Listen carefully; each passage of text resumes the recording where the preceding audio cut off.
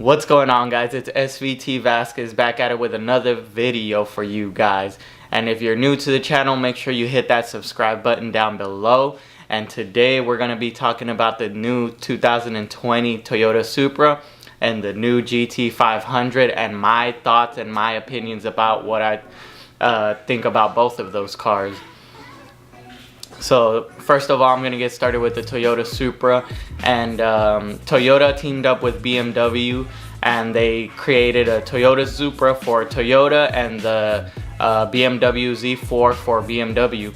And the reason I have an issue with that is because when I think Z4 BMW, it's not gonna match up to a Toyota Supra Mark IV that we know and love. We're holding Toyota to that standard of the Mark IV. We know what the 2JZ can do, and when I think about the Z4, that's not anywhere in the same ballpark of vehicles that could perform the same. So you have to remember that the Toyota Supra is a legend not only in Japan but now in America as well.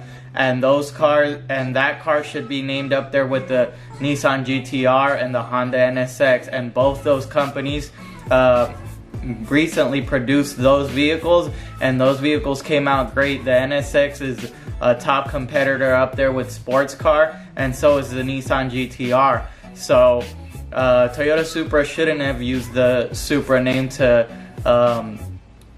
basically call it a Z4, a Toyota Supra, and I think they really took a step backwards with this one, because personally I think it looks like a lot like the Alfa Romero. I believe it's the A4, and the Alfa Romero honestly looks better than the Toyota Supra. I don't really like the way the Toyota Supra looks.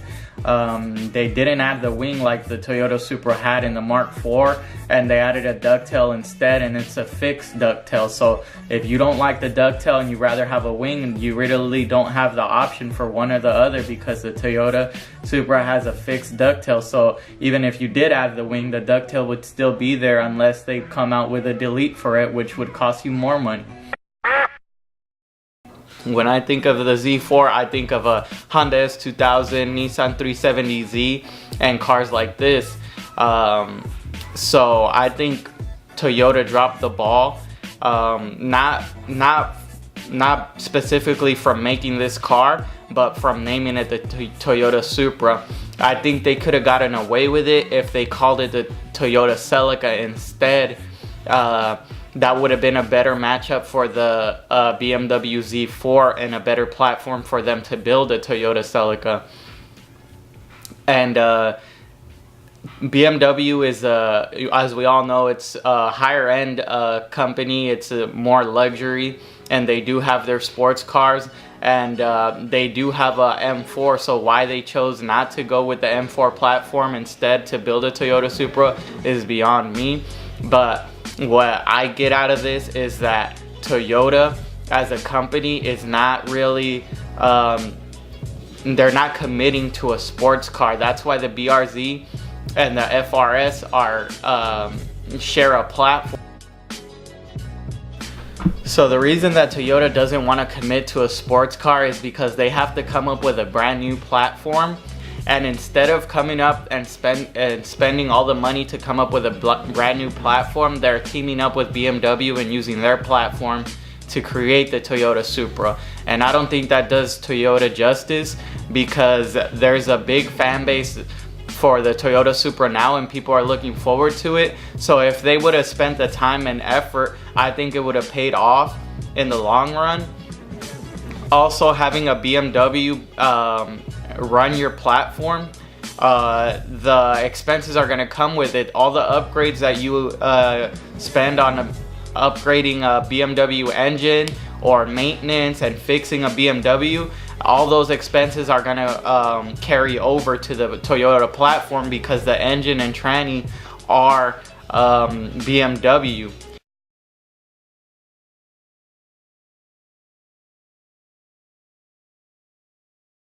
Not only are you buying a Toyota, but you're getting the BMW maintenance aspect of it, and that's gonna, why would anybody do that? I can't see anybody rationally thinking of that. You're just going to be throwing money that way. and this car is a $50,000 car. $50 million? And who you think you kidnapped, Chelsea Clinton? So if it were up to me and I was looking for a car in this ballpark, I would personally go for the 370Z because it's cheaper, and they're basically making around the same horsepower. I can't think of the exact horsepower off the top of my head. What? This will decimate all after you put about 15 grand in it or more if we have to. Overnight parts from Japan. But they're similar platforms, I believe, and I actually like the way the 370Z looks better than the Toyota Supra. So I think that's where they failed to hit the marker. They should have called it a Toyota Celica. They shouldn't have used the Toyota Supra's name on there. And yeah, so for the GT500, we saved the best for last. The 67 Shelby Mustang GT500. The GT500. yeah.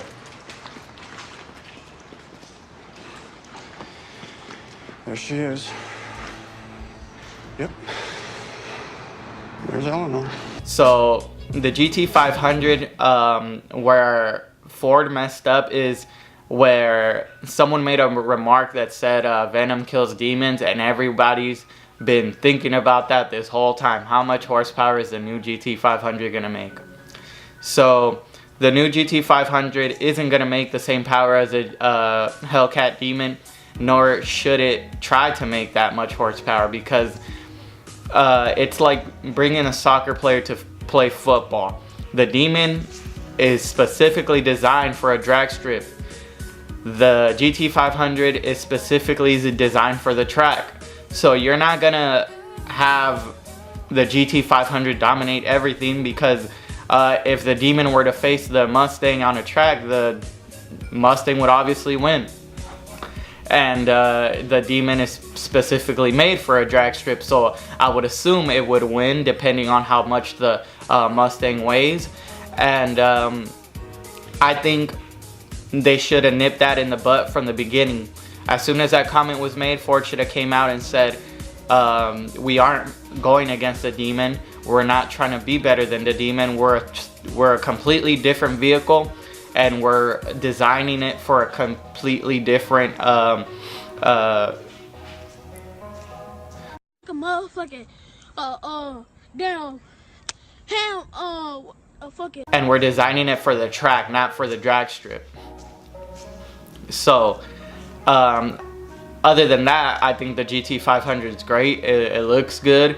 It's personally not for me. I'm not a track person. I don't like the wing, how it looks track ready. I personally like the 2013 and 2014 GT500, but we have to remember that Carroll Shelby comes from a track oriented background. He used to race over there in Europe in Le Mans against Ferraris and cars like this. So it's pretty accurate that the GT500 has a track oriented background, and that this new 500 is made for the track. So I'll give them that. I think the Shelby name lives on through this GT500, and I think that was a success for Ford. Now, what we know about vehicles is that yes, they come with a certain amount of horsepower from factory, but you could always add bolt-on parts, and I could see Ford doing that later on.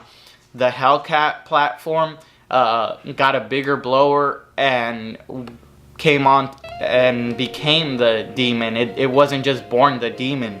Now that Mustang has this new platform to build up off of, because this new GT500 is a brand new platform, they could add a bigger blower and give it the Super Snake package to it if they choose to, and I believe it will come in the future. So they shouldn't have mentioned the Demon now and came out and said it, but I believe later on down the road they are coming for that Demon track record or whatever, the drag strip time, and that could be added with the Super Snake package, because they could add a new blower and build from the platform that they have now going forward. So I think Ford did a good job with the new GT500. It obviously raised up 1.1 million off the first Mustang sold, so that was good.